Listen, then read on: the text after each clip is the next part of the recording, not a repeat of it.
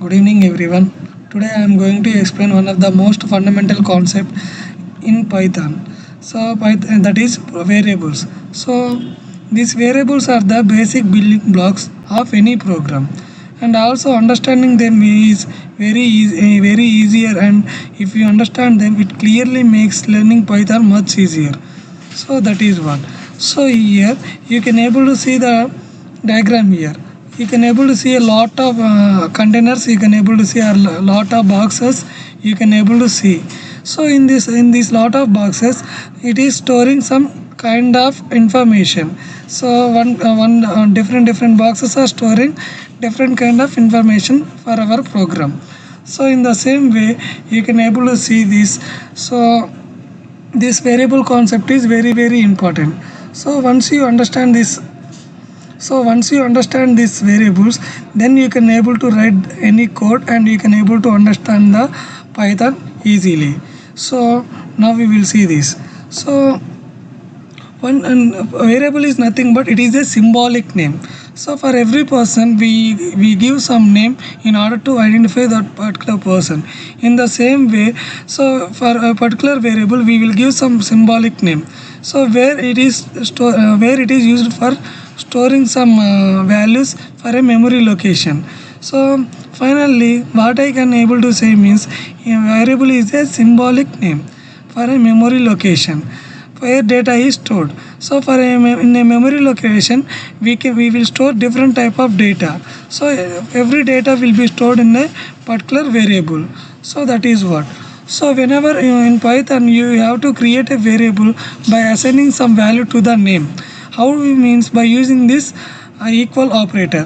So whenever you give like this, then we are assigning some value to that particular variable. It means we are storing some value in a particular memory.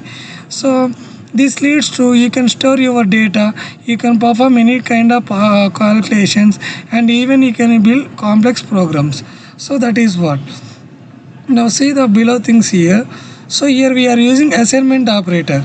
So while we need to store the data in a variable, we have to use this assignment operator.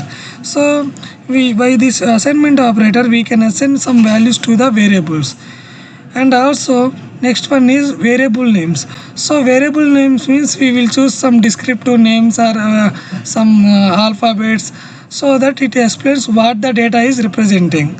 Next one is storing values. So where do you store your values means if you, so the actual data if you want to remember, then we have to store the data in a memory. So that is what. Now we will see how the concept of variable works. And now let us see. So see this. X equal to 20, y equal to 35. Now here you can see here. So here I created a variable x and variable y. So in this in the variable x I have stored the number 20. It means the data 20 is stored in this x, and in the next variable I am storing this 35 in this y. So whenever I have assigned this value to these variables, so automatically it will go into the memory location.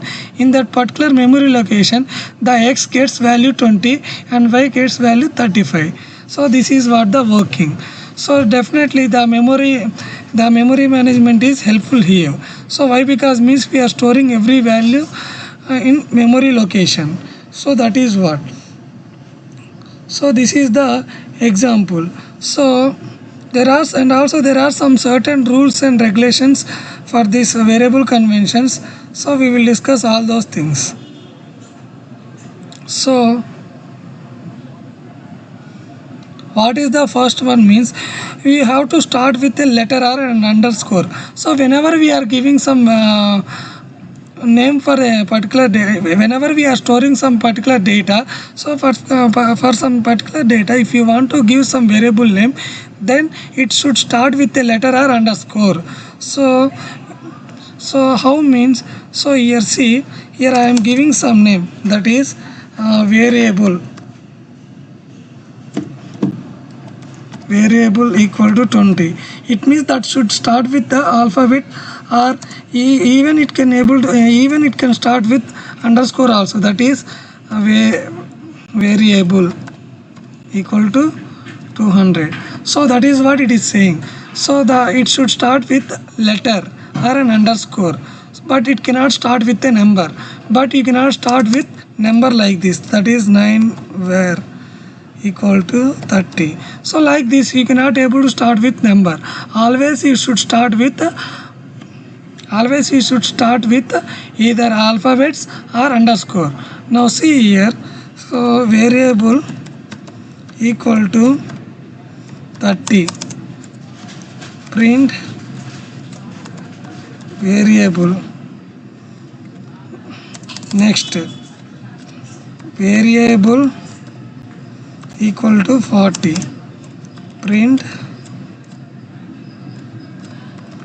variable. Now let us see the output. Just wait, it is connecting to the runtime. Now see here, it is printing 30 and 40.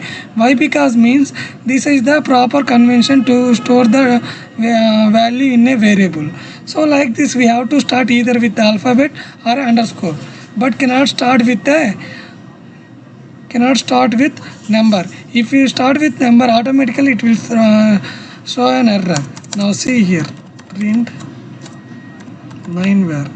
Now see, it will throw an error. So it is syntax error. So the variable cannot start with number, only it will start with either alphabets or underscore. So this is the first one. Next one means use alphanumeric characters. It means, so whatever the variable names that you are giving, it can contain any letters, or it can contain numbers, or it can contain underscores, and there no special characters are allowed. It means whatever the variable name that you are giving, so in that variable name it can contain letters, that is ABC, like that, and also it can contain numbers, but we cannot able to start with numbers. It can contain anywhere except in the beginning. That is what it is saying, and there should not be any special character. So now let us see this another rule. So var 23 equal to 30, print 30. It means we can have numbers like this. So along with the alphanumeric alphabets, we can have this numbers also. Then whenever you try to print this, you see the output. So whatever the data that is storing in this variable name, that data will be printed. So this is what. And also even you can contain the underscore also, like this.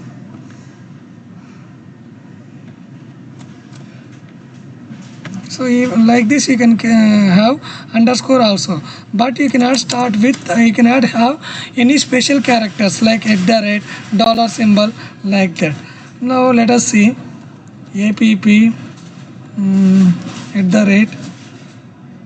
@def equal to 10. So we cannot have this. So if you are having this, then it will throw an error. Let us see. It will definitely throw a syntax error. So this is not a valid one. So the above one is the valid one. So like this is the second rule, that is how to start or how to give the naming conventions for the variable. Next one is case sensitive. Case sensitive means, so even if they are having same meaning, even if there is a small difference in the character, then it will treat both the variables are different variables. It will not treat both the variables as same variables. So that is what it means. The character, each and every character should be consistent. So that is what. Now let us see. I will show an example for the case sensitive. Suppose here I am having Ramesh equal to 551. Next, Ramesh equal to 551. Here you can see both the variables are having same name, that is Ramesh, but there is only one difference here. The difference is first character. this is capital letter and this is small letter. Even though they are having some same name, why they are different means they are different in ASCII value. So this the ASCII value of capital R is different and the ASCII value of small r is different. So that is what. Now you see, if I print Ramesh, print Ramesh. Now see, sorry, not 551, 552. It will print different outputs, 551 and 552. It means both are different variables, even though they are having same name. Because of the difference of one single character, it is making some difference. So that's why Python is case sensitive. So that's why we have to be careful. Next one is we have to avoid the reserved keywords. Like what are those reserved keywords means if, for, while, class are defined. Those kind of variables are not valid. So we should avoid reserved keywords. So that is what. So I hope you are understood. And also the next one is spaces are not allowed in variable names. So whenever you are giving some variables, so there should not be any space between the characters, but instead you can have an underscores, so that you can able to separate words in a variable like this: R, A, M, E, S, H equal to 100. So like that you should not have any spaces in between those characters. So whenever you are giving, automatically it will show some error here only. So instead, how can you come across this means just give underscore.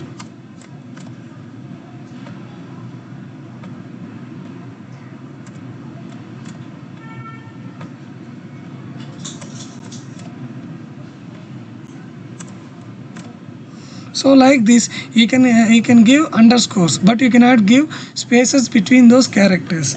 So that is what. And also the next one is the variable name should be short but descriptive. So it means whatever the variable names that you are giving, so those variable names should be short, but you should not give descriptive like 10 lines, 20 lines like that. So if I take that example like that, you should give. So that is student name equal to Venki. So you can give like this, but you cannot give like this: x n equal to Venki. So you should not give like this, you should give full name. So this is what case instances we have seen. And the next one is, so variables in Python are assigned using the assignment operator, I already said. And now let us see some examples regarding this.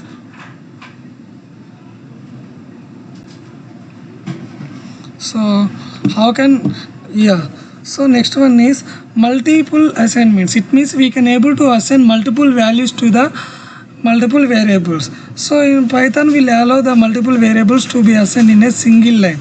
It means in a single line we can able to give multiple variables. Multiple variables can be assigned in a single line. How means, see here, x equal to y equal to z equal to 10, 20, 10, 2, 3. So now if I try to print this value x, y, z, so what is the meaning of this line means x equal to y equal to z equal to 10, 20, 10, 2, 3 means, so the first value will be given to the first variable, second value will be given to the second variable, third value will be given to the third variable. So here the order is important. So in whatever the order that you are given, same order follows here. So now the x will store the value 10, y will store the value 2, and z will store the value 3. So whenever you try to print the x, y, z values, so the 10, 2, 3 will be printed. Now see, instead of this I will give like this: print x, print y, print z. Now let us see. So it is giving 10, 23, 10 to 3. It means a single variable is storing multiple values. X is storing 10 to 3, Y is storing 20 to 3, Z is storing 23. So that is what. So it means if you want to store multiple variables in a single variable like this, but I don't want to store like that. So if you give like this x comma y comma z equal to 10, 20, 30, then what will happen means, so I want to get the output in a single line. So now what will happen means we have to give the comma. If you give equals, all the multiple values will be specified to a single variable, just like previous. Here now I have given the comma. So whenever I have given this comma, so every single value will be stored in the single variable. 10 will be stored in x, 2 will be stored in y, 3 will be stored in z. Now see. So x value is storing 10, y value is storing 2, and z value is storing 3. So like that the output will be printed. So this is what the storing of multiple values in a single line. So that is what. And also I want to give one more thing. So that is okay. So next one is how to know the memory address. It means we are storing some values in the variable now. I want to know the memory location of that particular variable, or I want to know the memory address. What is the memory address for that? So for that, how can you know means just use this id function. So id function is used to know the memory address of a particular variable. So that is x equal to 10. So if I want to know the memory address of this particular variable, just use print id of x. Now see, it will give the memory location of this. So the memory location is this is the memory location. Suppose here I have given this. So if I want to know this memory location of all these variables, just use this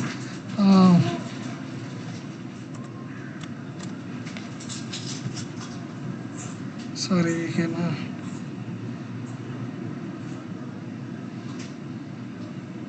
we should give like this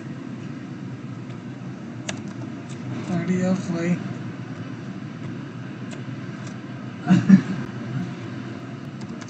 id of z.